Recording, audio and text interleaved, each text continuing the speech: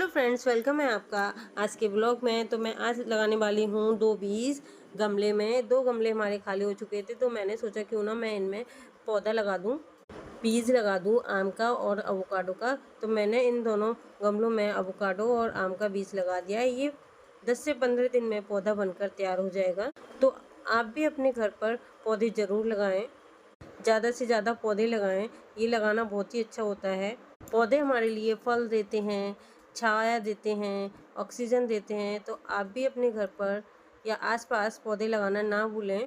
इसी के साथ हम मिलेंगे अब नेक्स्ट वीडियो में। Bye bye.